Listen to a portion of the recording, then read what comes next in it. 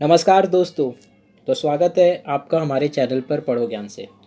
तो आप ये जो भी एक्टिविटीज़ देख रहे हो, जैसे कि हम लोग ग्लास में पानी भर रहे हैं और यहाँ पे एक लड़की बॉल के साथ खेल रही है। कुछ समय बाद वो बॉल क्या आने वाला है, नीचे आने वाला है। और यहाँ पे एक लड़का जो कि स्कीपिंग रोप कर रहा है। तो ये जो भी एक्टिविटीज़ है जो आप देखते हो डे टू डे लाइफ में, तो उसमें एक इम्पॉर्टेंट रोल प्ले करता है ग्रेविटी। और ग्रेविटी किस चैप्टर में आता है? ग्रेविटेशन में। तो ये ग्रेविटी की स्टोरी है ना, 400 ईयर्स अगो स्टार्ट होती है। और इस स्टोरी के हीरो हमारे कौन रहते हैं? Sir Isaac Newton. तो ये एक पेड़ के नीचे बैठे रहते हैं एक दिन, और ये पेड़ एप्पल का रहता है। तो सडनली उनके ऊपर एक एप्पल गिरता है। अब ये बहुत कॉमन सी चीज़ है, हम रहते, आप रहते, तो एप्पल को हम लोग सीधा स्वाद लेके खा जाते। बट ये कॉमन सी चीज़ को सर आइजैक न्यूटन बहुत अनकॉमनली सोचते हैं। उनका सोचना ये रहता है कि ये जो एप्पल है वो मेरे सर पे सीधे नीचे ही क्यों गिरा, वाई नॉट इट्स फॉल और गोज वर्टिकली अपवर्ड, क्यों ये हॉरिजॉन्टली नहीं गिरा, हॉरिजॉन्टली क्यों नहीं गया। तो ये सोचते रहते हैं। सर आइजैक न्यूटन बहुत बड़े फिजिसिस्ट। अब फिजिसिस्ट लोग तो बाल की खाल निकाल देते हैं। तो उन्होंने बहुत सारे चीज़ को देखा और ऑब्जर्व किया, और उनको ये मिला कि इस पूरे यूनिवर्स में कोई भी दो बॉडीज़ जिसके पास मास है उनके बीच में एक फोर्स आएगा। और वो फोर्स का नेचर क्या है? अट्रैक्टिव है। क्या आंसर है? अट्रैक्टिव है। तो इन्होंने ये सब ऑब्जर्व करने के बाद हमें एक लॉ दिया, और उस लॉ का नाम हम लोग बोलते हैं universal gravitational law. Attract every other object with a definite force. तो इस यूनिवर्स में है ना, कोई भी दो ऑब्जेक्ट के बीच में एक डेफिनेट फोर्स रहेगा, एक फिक्स फोर्स रहेगा। मेरे और अर्थ के बीच में है, आपके और अर्थ के बीच में भी है, राइट। अर्थ और मून के बीच में भी है, सन और अर्थ के बीच में भी है। एक अट्रैक्टिव फोर्स है जिसको हम लोग ग्रेविटेशनल फोर्स भी बोलते हैं, ठीक है। तो यहाँ पे हम लोग ने एक यूनिवर्स कंसिडर किया है, और मैंने दो ऑब्जेक्ट कंसिडर किया, object A and object B, ठीक है। Okay, now this force is directly proportional to product of their masses. अब देखो, ए ऑब्जेक्ट को ना हम लोग ने m1 मास से रिप्रेजेंट किया है, m1 उसका मास है, और बी ऑब्जेक्ट का मास कितना है? m2 है। तो ये जो फोर्स रहेगा वो डायरेक्टली प्रोपोर्शनल रहेगा प्रोडक्ट ऑफ द मासेस, मतलब m1 इंटू m2। प्रोडक्ट मतलब multiplication, right. Okay, now directly proportional means क्या होता है कि अगर एक क्वांटिटी बढ़ती है तो दूसरी क्वांटिटी भी बढ़ती है। तो जितना आप पढ़ाई करोगे, जितना आप स्मार्ट वर्क करोगे, आपके मार्क्स भी उतने ही ज़्यादा आएंगे। तो मतलब कि जितना आप पढ़ोगे उतने ही मार्क्स आएंगे। तो दोनों क्वांटिटी क्या हो गई? डायरेक्टली प्रोपोर्शनल हो गई। तो सिमिलरली अगर हम लोग ने एक का भी मास बढ़ाया या दोनों का भी मास बढ़ाया तो हम लोग का भी फोर्स क्या होगा? बढ़ेगा। And this force is inversely proportional to the square of the distance between them. तो मतलब कि अगर एक, पहले इन्वर्सली प्रोपोर्शनल का मतलब क्या होता है कि अगर एक क्वांटिटी बढ़ती है तो दूसरी क्वांटिटी क्या होती है? ऑटोमेटिकली कम होती है। तो जितना आप लेजीनेस दिखाते हो पढ़ने में उतने ही आपके क्या आ सकते हैं? मार्क्स कम आ सकते हैं। तो मतलब laziness is inversely proportional to the good result, right, है ना। तो वैसे ही जितना ही हम लोग डिस्टेंस बढ़ाएंगे उतना ही क्या हो जाएगा? फोर्स कम हो जाएगा, ठीक है। तो मतलब डिस्टेंस इन दोनों के ऑब्जेक्ट को हम लोग ने किससे रिप्रेजेंट किया है? डी से रिप्रेजेंट किया है। तो डी जितना बढ़ते जाएगा उतना ही इन दोनों के बीच में फोर्स क्या हो जाएगा? कम होते जाएगा, ठीक है। तो इसको मैंने इक्वेशन नंबर 1 ले सकता हूँ, इसको मैंने इक्वेशन नंबर 2 ले सकता हूँ। अब देखो कितने अमाउंट से कम होगा? स्क्वायर के अमाउंट से। कितने अमाउंट से? स्क्वायर के अमाउंट से।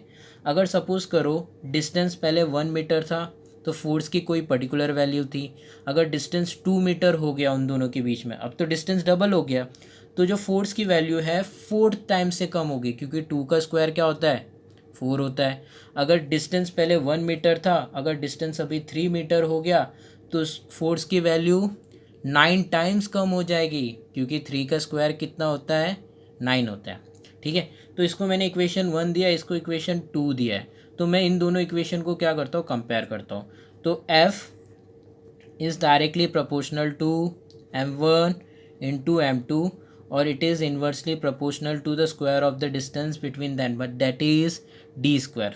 Fine, okay. नाउ अगर हम लोग प्रोपोर्शनलिटी का साइन हटाएंगे तो क्या लगाएंगे, ऑब्वियसली हम लोग क्या लगाएंगे, कांस्टेंट लगाएंगे। तो हम लोग ने f इक्वल टू एक कांस्टेंट, अब कांस्टेंट में हम लोग ने क्या लिखाया, बड़ा G, कैपिटल G, ठीक है। तो बड़ा G या तो capital G m1 into m2 upon d square, बाकी का सब तो सेम है। अब देखो कि G क्या है, G क्या है, तो G को हम लोग क्या बोलते हैं,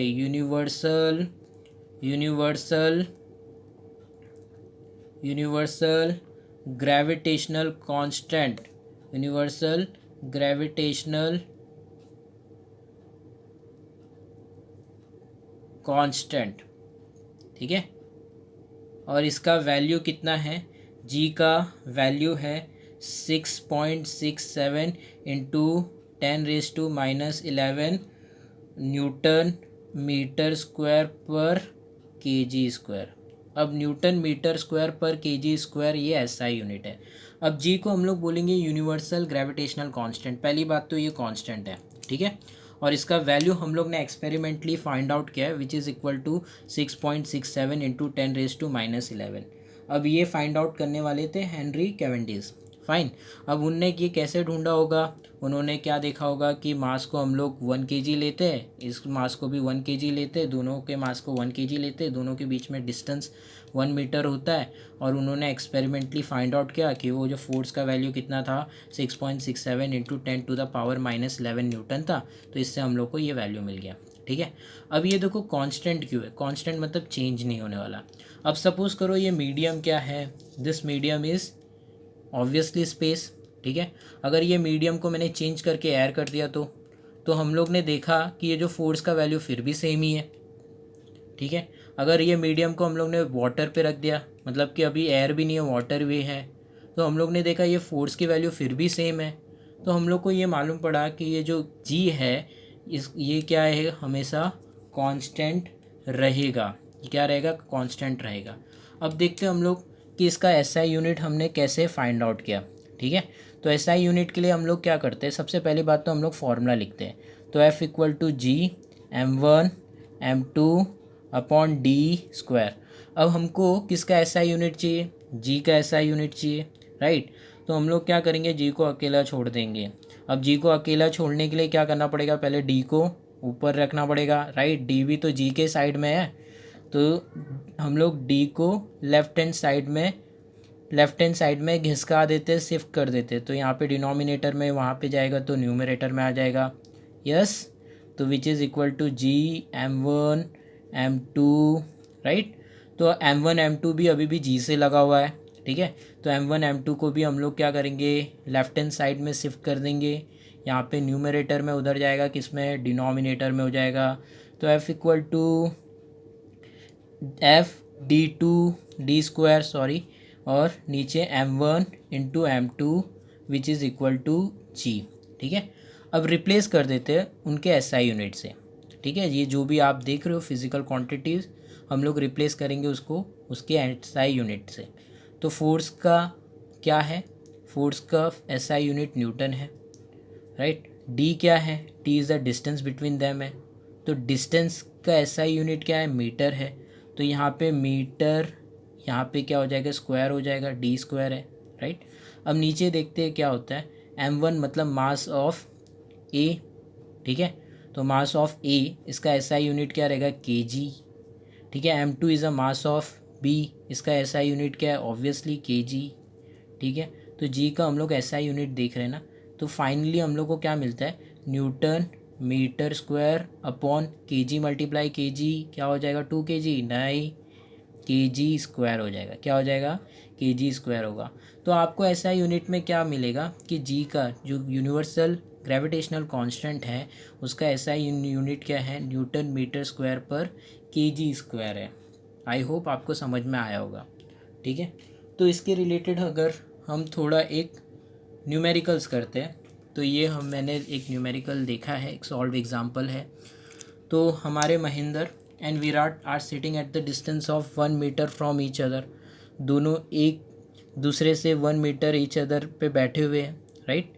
तो their masses are 75 kg and 80 kg respectively. Respectively मतलब इज्जत से, हाँ ओके नहीं, रिस्पेक्टिवली मतलब क्या होगा, जो फर्स्ट वाला रहेगा फर्स्ट का, सेकंड वाला सेकंड का रहेगा।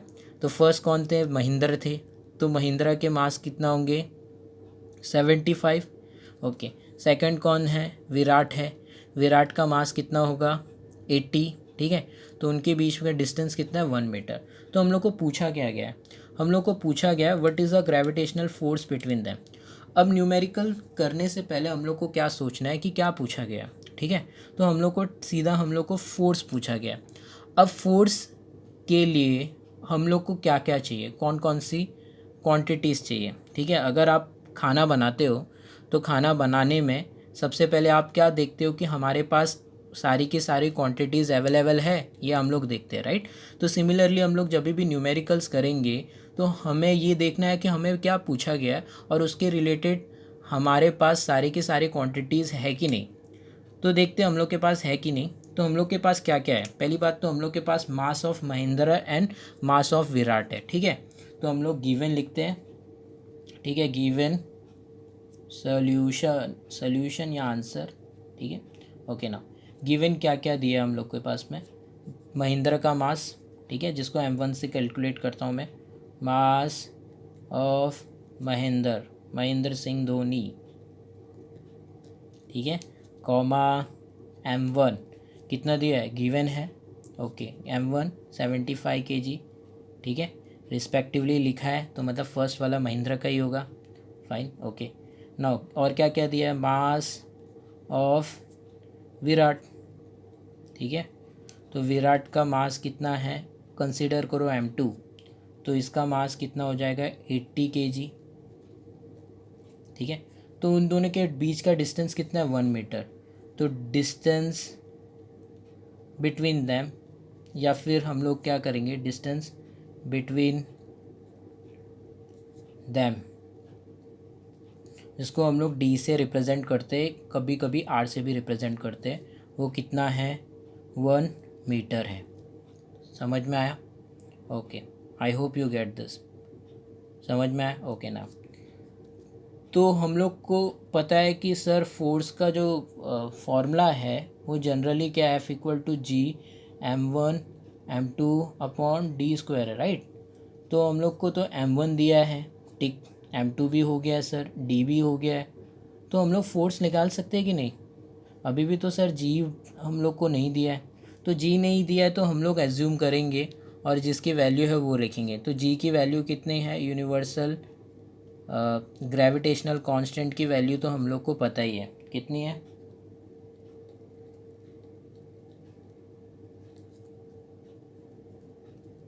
कांस्टेंट की वैल्यू कितनी है, मतलब कैपिटल जी की वैल्यू ये देने की ज़रूरत नहीं है, 6.67 इंटू 10⁻⁻11।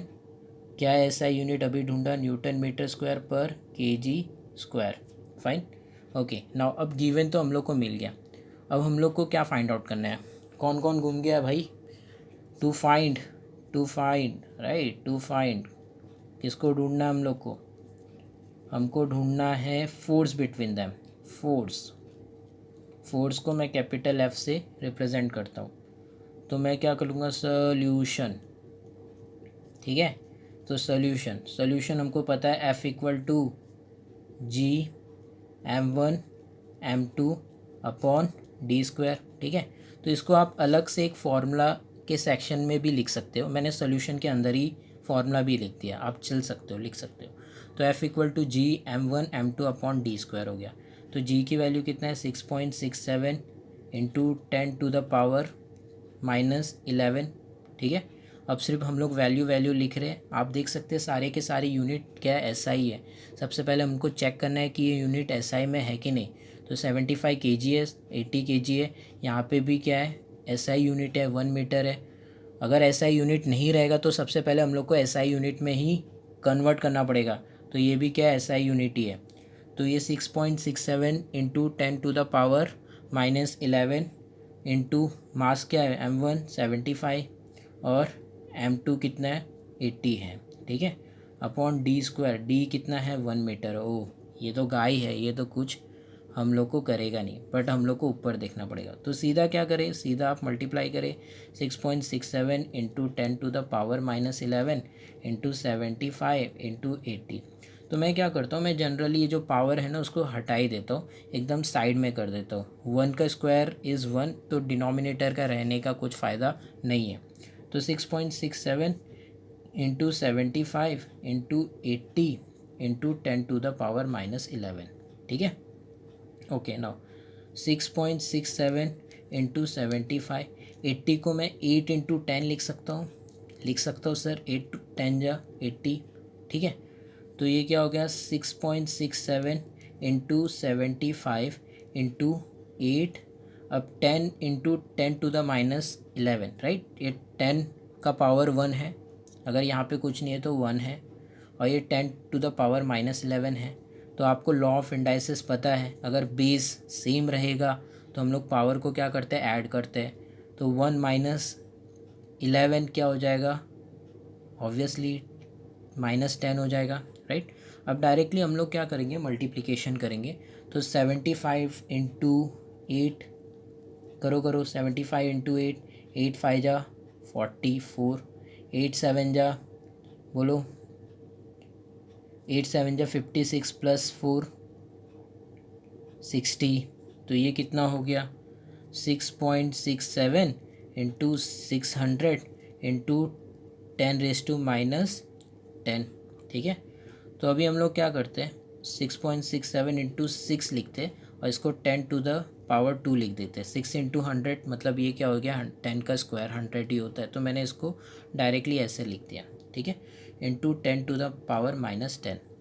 अब देखो वापस से अगर बेस सेम है तो मैं पावर को क्या कर सकता हूँ, ऐड कर सकता हूँ, ठीक है। तो 2 - 10 कितना हो जाएगा, -8 हो जाएगा। तो 6.67 into 6 into 10⁻⁻8, fine. Okay now 6.67 into 6 कितना हो गया, 6 7 जा 42, 4 6 6 जा 36 प्लस 4 40, 6 6 जा 36 प्लस 4 40, ठीक है। तो कितना पॉइंट में, 2 पॉइंट में, तो कितना हो गया 40.02 इंटू 10⁻⁻8, ठीक है। तो फोर्स का यूनिट क्या होता है गाइस, न्यूटन होता है। तो फाइनली आपको क्या लिखना पड़ेगा, एक छोटा सा आंसर लिखना पड़ेगा। आंसर क्या रहेगा, द फोर्स बिटवीन महेंद्र, अब मैं लिख रहा हूँ क्योंकि मैं पास हो गया हूँ, and Virat is 40.02 into 10⁻⁻8 Newton, ठीक है। ओके, इतना समझ में आया, चलो इससे पहले जो हम लोग ने महेंद्र और विराट वाला एग्जाम्पल लिया था उसमें हम लोग कुछ कंडीशन डालते हैं। तो उसमें हमको मिला क्या था, हम लोग को फोर्स मिला था which is equal to 4.002 into 10⁻⁻7 newton. अब महेंद्र का मास कितना था, m1 जिसको हम लोग ने लिया था 75 kg, और विराट का जो मास था क्या m2 which is equal to 80 kg। अब देखो कंडीशन क्या है कि ये जो महेंद्र और विराट है ये लोग फ्रिक्शनलेस फ्लोर पे बैठे हुए at the distance of 1 metre apart, ठीक है। और initial velocity of Mahendra is 0। अब देखते हैं इसका मतलब क्या है। अब क्वेश्चन क्या पूछा है कि velocity of Mahendra after 1 second, कि महेंद्र की वेलोसिटी कितनी होगी आफ्टर 1 सेकेंड। अब देखो ये महेंद्र है एंड दिस इज़ विराट, तो उन दोनों बैठे हुए उन लोगों के बीच में एक फोर्स आएगा। कौन सा फोर्स रहेगा, ग्रेविटेशनल फोर्स रहता है, कोई भी दो मास के बीच में रहता ही रहता है। बट अब आप देखते हैं कि अगर मैंने ये यहाँ पे एक पेन रखा है और यहाँ पे मैंने एक और मार्कर रखा है, ठीक है। तो ये दोनों ही क्या है, मैटर है, दोनों के अंदर एक प्रॉपर्टीज़ है जिसको हम लोग मास बोलते हैं। And according to the definition of Newton's universal law इन दोनों के बीच में एक फोर्स आएगा and that force is gravitational force और ये दोनों एक दूसरे की तरफ अट्रैक्ट होना चाहिए, बट हमने देखा कि ये दोनों एक दूसरे की तरफ अट्रैक्ट नहीं हो रहे। ऐसा क्यों? पहली बात तो ये जो इन दोनों के बीच में जो फोर्स रहेगा वो बहुत कम रहेगा, इसलिए क्योंकि इन लोगों का मास है ना कंपैरेटिवली बहुत लो है, तो आपको जो फोर्स मिलता है वो भी बहुत लो मिलता है। अब आप महेंद्र और विराट के केस में जो हम लोग को फोर्स मिला वो कितना मिला, लगभग 4 × 10⁻⁷ न्यूटन, मतलब 10⁻⁻⁷ जो कि बहुत कम फोर्स है। अब देखो जैसे कि ये पेन और पेपर के बीच में फ्रिक्शन है, and at the same time इसके नीचे एक बहुत बड़ा प्लैनेट है जो अर्थ है, राइट। तो अर्थ का मास बहुत बड़ा है, तो पेन और अर्थ के बीच में जो फोर्स है वो ग्रेविटेशनल फोर्स बहुत ज़्यादा ही स्ट्रॉन्ग है, तो इसलिए उसके फोर्स के मुकाबले ये फोर्स कंपैरेटिवली बहुत वीक है, तो हम लोग इसके पास नहीं जा सकता। बट इस हम लोग ये क्वेश्चन में एक स्पेशल कंडीशन ले रहे हैं कि they are both sitting in a frictionless floor, और उन दोनों के अलावा किसी और फोर्स के ऊपर एक्ट नहीं कर रहा है, ठीक है। तो देखते हैं कि इसकी वेलोसिटी क्या रहेगी। अब velocity of Mahendra after 1 second, मतलब वेलोसिटी कितनी रहेगी महेंद्र की आफ्टर 1 सेकेंड। अब initial velocity of Mahendra is zero, तो u equal to zero, initial velocity हम लोग u से ही डिनोट करते हैं, मीटर पर सेकेंड, ठीक है। हम लोग को पूछा है कि फाइनल वेलोसिटी v कितना होगा। ऑब्वियसली ये भी हम लोग कैलकुलेट करेंगे कितने में, मीटर पर सेकेंड में ही कैलकुलेट करेंगे, ठीक है कि नहीं। अब इसको कैसे फाइंड आउट करेंगे, हम लोग यूज़ करने वाले हैं क्या, काइनेमेटिक इक्वेशन। क्या यूज़ करने वाले हैं, kinematic equation. And according to kinematic equation हम लोग का फर्स्ट काइनेमेटिक इक्वेशन क्या होता है, v equal to u plus a t होता है। अब देखो इसमें तो फाइनल वेलोसिटी भी आ गई, ठीक है, इनिशियल वेलोसिटी भी आ गई, फाइनल वेलोसिटी हम लोग को ढूंढना ही है। अब एसेलरेशन भी आ गया, अब एसेलरेशन पता नहीं क्या है, और इसमें टाइम भी आ गया, तो टाइम आफ्टर 1 सेकेंड में ढूंढना है, तो टाइम तो 1 हो जाएगा। अब u जो इनिशियल वेलोसिटी है वो तो हम लोग ज़ीरो पुट करेंगे, क्योंकि initial velocity is zero, u equal to zero, और v तो हम लोग को फाइंड आउट ही करना है। तो मतलब इसमें अननोन क्या है, सिर्फ और सिर्फ क्या, एसेलरेशन। हम लोग को पूछा क्या गया है कि velocity of Mahendra after 1 second, तो हम लोग ये निकाल सकते कि एसेलरेशन ऑफ महेंद्र भी निकाल सकते हैं टूवर्ड्स विराट, है कि नहीं। तो हम लोग को एक चीज़ पता है, एक formula, force equal to mass into acceleration, ठीक है। तो what is a mass of Mahendra का मास कितना है, 75 kg, ठीक है। एसेलरेशन ही तो हम लोग को ढूंढना है, तो फोर्स भी हम लोग को पता है, उन दोनों के बीच में जो फोर्स है वो कितना है, 4.002 इंटू 10⁻⁻⁷। अब देखो 4.002 इक्वल टू 75 इंटू ए, ठीक है। अब ए को ढूंढने के लिए हम लोग को 75 इंटू 10⁻⁻7 भी है गाइस, तो ए इक्वल टू क्या होगा, 4.002 इंटू 10⁻⁻7 अपॉन 75, ठीक है। तो मैं हमेशा क्या करता हूँ, ये जो पावर है उसको मैं हमेशा अलग लेता हूँ, तो ये हो गया 4.002 अपॉन 75 इंटू 10⁻⁻7। अब सर ये कैसे डिवाइड करेंगे, ये ऊपर वाला न्यूमरेटर तो बहुत छोटा है, तो चलो इसको बड़ा ही कर देते हैं, 4002 कर देते हैं। बट ये करने से हम लोग को क्या करना पड़ेगा, 10⁻³ करना पड़ेगा, क्योंकि बैलेंसिंग इम्पॉर्टेंट है, इंटू 10⁻⁻7, ठीक है। ये इसका एक सेपरेट लेक्चर मैं लूँगा जिसमें आपको लॉ ऑफ इंडाइसिस भी बताऊँगा और ये पावर शिफ्टिंग कैसे होती है वो भी बताऊँगा, अपॉन 75, ठीक है। तो 4002 अपॉन 75 इंटू 10⁻⁻10। अब देखो ये डिवाइड होता है क्या, चेक करेंगे। अब देखो 75, 7 + 5 इक्वल टू 12, तो ये 12 3 के टेबल में आता है, हाँ आता है, तो 3 से ये कट सकता है, ठीक है। 4 + 2 इक्वल टू 6, तो ये भी 3 के टेबल में आ सकता है, क्योंकि 6 3 के टेबल में आता है। ये इसको बोलते हैं हम लोग test for divisibility rule for 3, ठीक है। तो हम लोग देखते हैं 3 से डिवाइड करते हैं, 3 2 = 6, ठीक है। कितना बचा, 1 बचा, 3 5 = 15, और यहाँ पे देखते हैं 3 1 जा 3 बचा 1, 3 3 जा 9 बचा 1, 3 3 जा 9 बचा 1, 3 4 जा 12, तो आ गया 1334/25 इंटू 10⁻⁻10। अब मुझे ये पता है कि ये एक डेसिमल में ही आने वाला है, तो हम लोग 25 से ही डिवाइड करके देखते हैं, क्योंकि 25 का टेबल तो ऑब्वियसली ईजी है ना। तो 25 के टेबल में तो 13 तो आएगा नहीं, तो 133 हम लोग ले लेते हैं। तो 25 के टेबल में 133 आ सकता है, नहीं आ सकता है, बट 25 के टेबल में 133 के नंबर कम का नंबर तो आएगा ही। तो वो देखते हैं 25 3 जा कितना होता है 75 होता है, 25 4 जा कितना होता है 100 होता है, और 25 5 जा कितना होता है 125 होता है। ठीक है ना।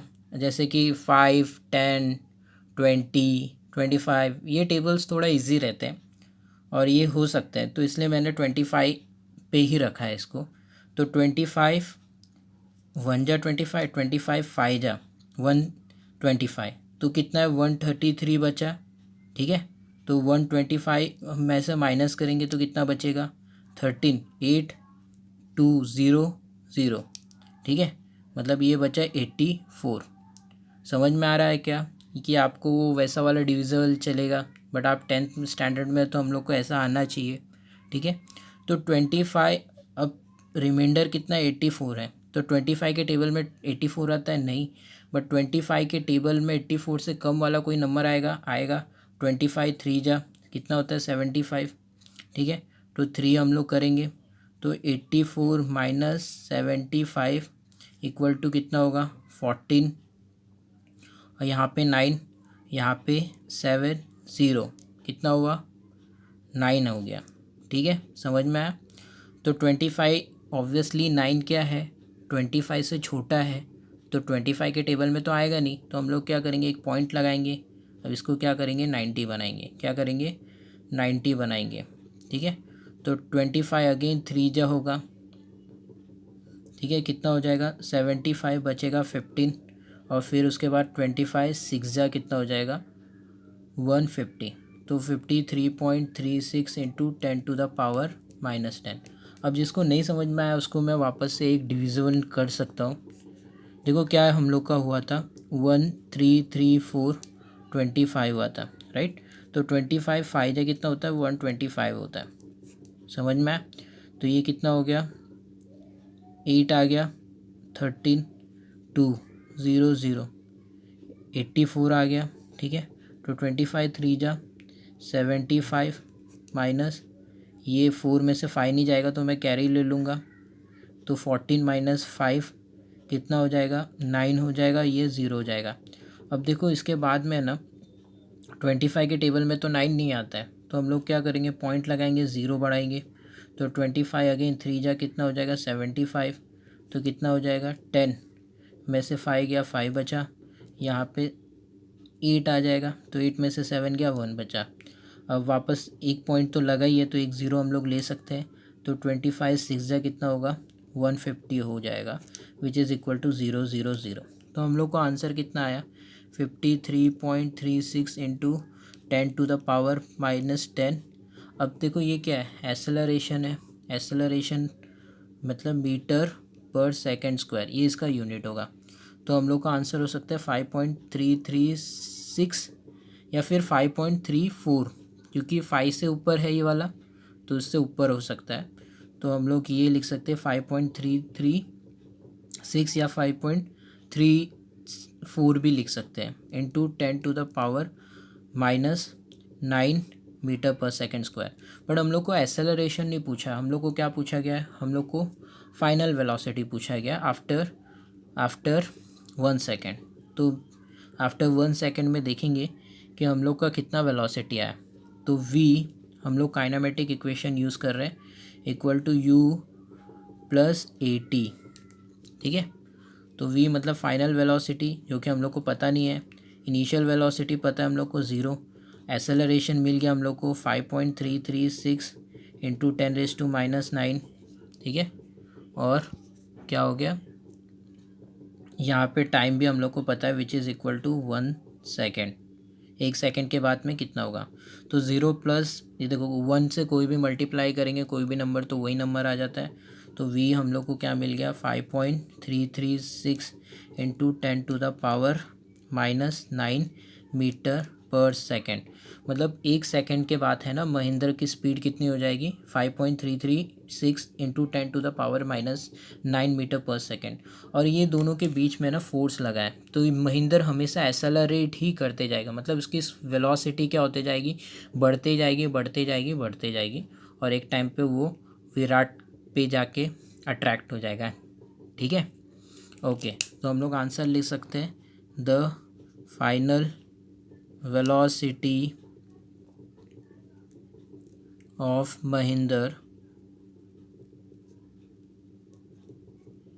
after 1 second is 5.336 into 10⁻⁻9 metre पर सेकेंड।